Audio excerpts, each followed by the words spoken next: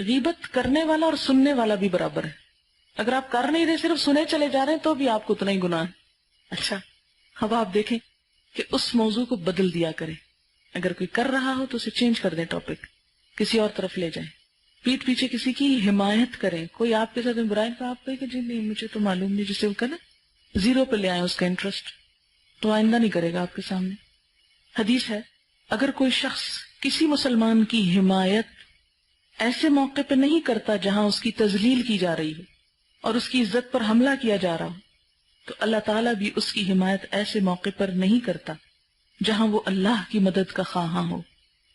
اور اگر کوئی شخص کسی مسلمان کی حمایت ایسے موقع پہ کرتا ہے جہاں اس کی عزت پہ حملہ کیا جا رہا ہو اور اس کی تذلیل اور توہین کی جا رہی ہو، تو اللہ تعالیٰ اس کی مدد ایسے موقع پہ کرتا ہے جہاں وہ چاہتا ہے کہ اللہ اس کی مدد کرے.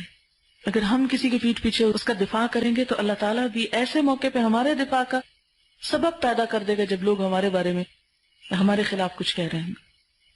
پھر اور کیا کریں؟ ایسے لوگوں کو چھوڑ دیں جو غیبت کے عادی ہوں. کنارہ کشی، ان کی دوستی یک مشترک ختم، کہ جن کا شغل ہی صرف غیبت ہے. کیونکہ انسان غیبت کرتا ہی ایسے لوگوں کے ساتھ ہے جو عادی ہوتے ہیں غیبت کے. آپ ان کے ساتھ بیٹھتے چلے جائیں، وہ دہانہ کھول دیں گے لاوے کا مختلف لوگوں کو جلانے اور ختم کرنے کے لیے. اوائڈ کریں، کوشش کریں ملاقات ہی نہ ہو ایسے لوگوں سے. اور اگر کہیں پھنس جائیں آ کے تو ایسی باتیں چھیڑ دیں کہ وہ انہی میں الجھ کے رہ جائیں. اب یہ آپ کی ہوشیاری ہے نا کہ آپ چھیڑ سکیں. کلیور ہونا چاہیے، مسلمان کو کلیور ہونا چاہیے اس سینس میں کہ وہ برائی سے بچ سکے. آپ دیکھیں نا کہ اگر آپ محتاط نہیں تو آپ ڈرائیونگ میں ایکسیڈنٹ کر بیٹھیں گے. تو اسی طرح اگر آپ محتاط نہیں تو آپ مار کھا جائیں گے لوگوں سے. محتاط ہونے کی ضرورت ہے. اور اگر آپ نیت رکھتے ہیں ان تنصر اللہ ینصرکم، اللہ بھی مدد کرے گا. اور کچھ نہیں تو یہ کہیں ذرا پانی پینا چاہتے ہیں 1 منٹ کے لیے ایکسکیوز کریں اور اٹھ کے پانی لینے چلیں اور لا کے پی لیں. اسی طرح یعنی کوئی بھی طریقہ ہو سکتا ہے، ٹاپک بدل دیں. پھر ایک اور بات یہ ہے کہ اچھے کام میں اپنے آپ کو مصروف کر لیں. ٹائم ہی نہیں ملے گا غیبت کرنے کا. سب سے آسان بات یہ، دل میں خیال آئے بھی فلانا برا کر رہا ہے تو اچھا ٹھیک ہے ذرا کرتے ہیں کچھ اس کا، اور پھر بھول جائیں گے آپ کیونکہ وقت ہی نہیں ملا. یہ سب سے آسان طریقے. ادفع باللتی ہی احسن، اچھی مصروفیت، اچھی ایکٹیویٹیز.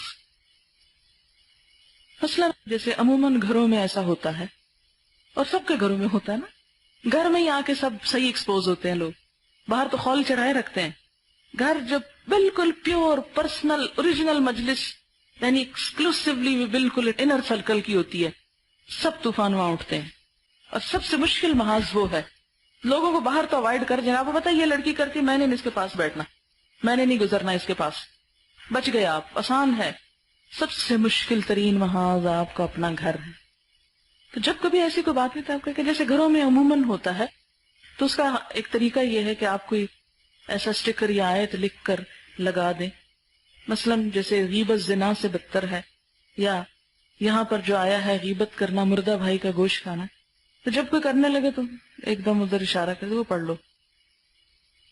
مثلا بعض اوقات یہ ہوتا ہے کہ جیسے آپ کا کوئی ایسا رشتہ ہوتا ہے جو بہت سینسیٹیو ہوتا ہے نا، تو اس صورت میں یہ ہوتا ہے کہ بعض اوقات بزرگ لوگ جب ہو جاتے ہیں نا تو وہ ناراض بھی جلدی ہونے لگتے ہیں پھر، اور ان کو باتیں کرنے کا دل بھی چاہتا ہے اور کوئی ان کو ملتا نہیں. جب کوئی ملتا ہے تو اس کو پکڑ کے بٹھا لیتے ہیں اور سب کے خلاف غم غصہ نکالتے ہیں جو ان سے زیادتیاں کر رہے ہوتے ہیں. بیچارے وہ بھی سچے ہوتے ہیں، کیا کریں. تو ظالم کی شکایت جو ہے وہ مظلوم جب کرتا ہے تو سن لیں، کوئی حرج نہیں. واقعی اگر حقیقی ظلم ہوا ہے، مثلا کوئی بیٹا اپنی ماں سے بات نہیں کرتا اور ماں دکھی ہے، مظلوم ہے، وہ آپ پر اعتماد کرتی ہے، تو وہ اپنے ہی بچے کی شکایت آپ سے کر رہی ہے تو آپ یہ کہ نہیں ادھر ادھر نہیں، کیوں سنیں آپ اور پھر آپ کہیں اماں جی آپ دعا کریں اور اس طرح کی کوئی مشورہ اچھا دیں، یا کوئی کہانی اٹھا لیں پھر میں آپ کو پڑھ کے سناتی ہوں، کوئی مداوع کر دیں لیکن سن لیں. یہ الگ بات ہے کہ وہ ہر ایک کو سنا رہے ہیں.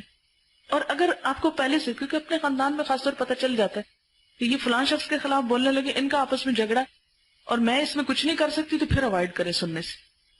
مٹیریلسٹک ہو گئے ہیں، وہاں بھی ایکسٹریم ہے، ایک اعتدال نہیں کہ انسانی رشتوں تعلقات کسی کا غم دکھ نہ سننے کا وقت نہ سنانے کا، ہر ایک اپنی آپ میں. اور یہاں ایک دوسری ایکسٹریم ہے، کام کوئی نہیں تو صرف گلوں شکووں کے علاوہ اور کوئی شغل نہیں. تو یہ دونوں انتہائیں، ان دونوں کے درمیان سنیں بھی، مشورہ بھی دیں، حل بھی کریں، ان کے ساتھ ہمدردی بھی کریں. اور اس کے علاوہ اگر پتہ چل جائے اب مثلا دو میاں بیوی کے درمیان جھگڑا ہے، آپ کے بھائی اور بھابھی مثلا، مثال کے طور پہ، اب آپ کو پتہ ہے نا کہ نہ آپ بھابھی کو سمجھا سکتے ہیں نہ بھائی کو سمجھا سکتے. اب جب وہ جھگڑنے لگے، کرنے لگے آپ کے پاس آ کے، تو اوائڈ کریں کہ بس اللہ ہدایت دے تم دونوں کو، میں کیا کر سکتی ہوں. اور اگر آپ واقعی کچھ کر سکتے ہیں اس کو یا اس کو پکڑ سکتے ہیں، آپ بڑے ہیں، آپ پکڑ کے صحیح بھی کریں، سن لیں. لیکن یہ ہے کہ جیسے کسی نے لکھا ہے کہ میں عموماً یہ کرتی ہوں کہ جب بھی کوئی ایسی کیفیت ہو کتاب اٹھا لیتی ہوں اور پڑھ کے سناتی ہوں، فوراً بات بدل جاتی ہے اور غیبت کا خیال نہیں رہتا. اس میں یہ بھی ہے کہ جیسے میں نے کہا نا کہ ذرا سے ایکسکیوز کر کے 1 منٹ کے لیے اٹھ گیا، جو ہی سمجھا نا لمبا قصہ شروع ہونے لگا یا کچھ، تو اس میں ضرور یہ سوچیں جہاں گنجائش نکلتی ہے نا کسی کا دکھ سننے کی، وہ ضرور سنیں، مگر اتنا اس میں نہ لگ جائیں کہ صرف دکھ ہی سنتے رہیں اور کوئی سکھ کی بات نہ کر سکے. عموماً یہ ہوتا ہے جیسے میں کہیں جاتی ہوں نا، جیسے کسی بھی جگہ پر، نئی جگہ پہ، دوسرے شہر میں گئے، لوگ پہلی دفعہ ملے، اچھا لوگوں کی کوشش یہ ہوتی ہے کہ چلے یہ تھوڑا وقت آتے ہیں تو سوال جواب کر لیں. میں اس وقت بہت اوائڈ کرتی ہوں. اور میں کس طرح اوائڈ کرتی ہوں؟ اگر مجھے تھوڑی دیر کے لیے ایکسکیوز کر لیں تو میں تھوڑا پڑھ لوں، تیاری کر لوں درس کی. میں اس طرح اپنے آپ کو بچاتی ہوں. میں سوال جواب بھی نہیں کرنا چاہتی اس وقت. کیوں؟ مجھے پتا ہے جب درس ہوگا انشاءاللہ بہت سے سوالوں کے جواب آ جائیں گے، پھر ذہن ایک پازیٹیو تھنکنگ میں آئے گا، پھر سوال بھی مفید آئیں گے. میں درس سے پہلے بہت کوشش کرتی ہوں کہ لوگ مجھ سے کوئی سوال نہ کریں، اور کرتے ہیں، دیکھتے جاتے ہیں اور شروع ہو جاتے ہیں. رات چلتے حتیٰ کہ آپ کو جگہ دکھا رہے ہوں گے نا، مثلا لا کے اگر وہاں بیٹھے وہاں سے، یا اچھا مجھے ایک سوال کا جواب دے دیں، اس میں کیا ہونا چاہیے. تو اس صورت میں عموماً اگر آپ بتانے، پھر وہ کہتے نہیں اصل بات یہ ہے، پھر وہ آپ کی بات نہیں، بھئی یا تو مان لو، مشورہ لیا ہے تو مانو، اگر نہیں ماننا تو کس لیے مشورہ کرتے ہو. تو بہت آسان جو میرے تجربے میں یہ چیز آئی کہ جب میں بچنا چاہتی ہوں کسی بھی اس طرح کی بیڈ فیلنگ سے، تو میں ہمیشہ اجازت لیتی ہوں کہ اگر میں تھوڑا تیار کر لوں، اور اس میں فائدہ بھی ہوتا ہے تیاری کا، انسان ذرا سا مائنڈ میک اپ کر لیتا. ورنہ آپ بول بول کے تو جب اصل درس کا وقت آتا ہے تو آپ کے پاس ہمت ہی ختم ہوئی پڑی ہوتی ہے. جب کوئی آپ کے سامنے کسی کی برائی کرنے لگے تو آپ ایک اس کی اچھائی کر دیں، وہ شخص وہیں سے ہی باز آ جائے گا. کیونکہ آپ اس کی غیبت کر رہے ہیں، اللہ کے نزدیک معلوم نہیں اس کا مقام کیا ہے، ہم اس کو نیچا کر رہے ہیں، اور وہ اللہ کے نزدیک بہت عزیز ہے. اور اس طرح آپ اللہ کی دشمنی مول لے رہے ہیں. ہاں یہ کہتی ہے کہ جب کوئی میرے پاس کسی غیبت کرتا ہے تو میں کہتی ہوں اللہ تعالیٰ ہم سب کو ہدایت دے، بس ہم ہیں ہی ایسے. تو اس سے بھی وہ ساتھ وہ بھی شامل ہو جاتا ہے نا ہم میں.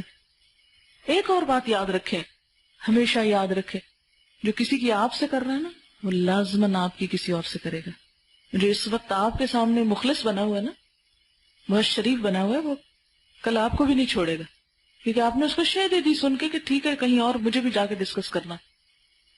غیبت چھوڑنے کا ایک طریقہ یہ بھی ہے کہ اپنے اوپر کچھ صدقہ فرض کر لیں کہ اگر میں نے آئندہ غیبت کی تو اتنے پیسے صدقہ کروں گی، اور وہ کرے تو اس سے بھی انسان بچ سکتا ہے.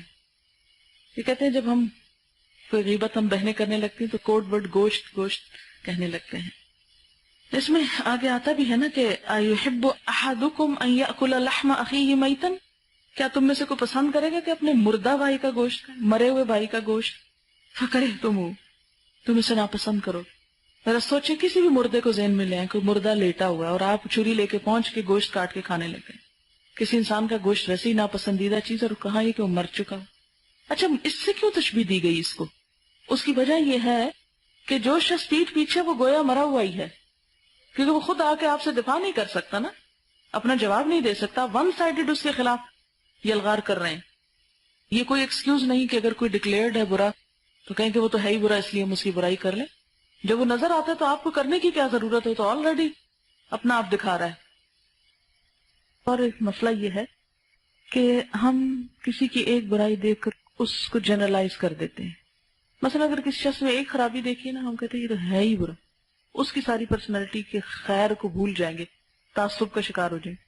اگر ایک کسی بندے کو جو کسی ایک خاص گروپ کو ریپرزینٹ کر رہا ہے اس کی برائی دیکھیں گے تو ساروں کو برا کہہ دیں گے. مثلا الوداع کی اگر ایک لڑکی کہیں بدتمیزی کرتے تو لوگ کیا کرتے ہیں، فوراً کہتے ہیں الوداع والے تو ہیں ہی ایسے. اب سارے تو ایسے نہیں ہیں، ایک شخص کو سامنے رکھ کر دوسروں کو یہ کہہ دیا. تو اس بری عادت سے بھی ہمیں بچنا چاہیے. اور سب سے بڑی بات یہ کہ اگر ہمارے کے بارے میں اچھا گمان رکھیں تو انشاءاللہ غیبت کم سے کم ہوگی. یہ بہت اچھی بات انہوں نے کی. غیبت سننا کیوں برا ہے؟ اس لیے کہ جب ہمارے ساتھ کوئی برائی کرتا ہے تو وقت کے ساتھ ساتھ ہو سکتا ہے اس کا رویہ تبدیل ہو جائے تو ہمارا نظریہ بھی اس کے بارے میں تبدیل ہو جائے. لیکن ہم جس شخص کو خود نہیں جانتے اس کی برائی سن کے اس کے بارے میں ایک بری رائے قائم کر کے بیٹھ جاتے ہیں تو ہم کوئی تعویل نہیں اس کی کر سکتے اور اس کے بارے میں ایک برا ہی اوپینین اپنے لیے بنائے رکھتے ہیں.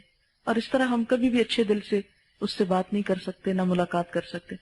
اگر کہیں وہ سامنے آ بھی جائے تو ہم صرف کریٹیکلی اس کو دیکھتے ہیں. کئی دفعہ لوگ آپ کے پاس بھی آتے ہوں گے، میرے پاس بھی آتے ہیں کہ ہم نے آپ کے بارے میں جو کچھ سن رکھا تھا کئی دن تو یہی جائزہ لیتے رہے وہ چیز آپ سے ڈھونڈ نکالیں آپ کے اندر سے.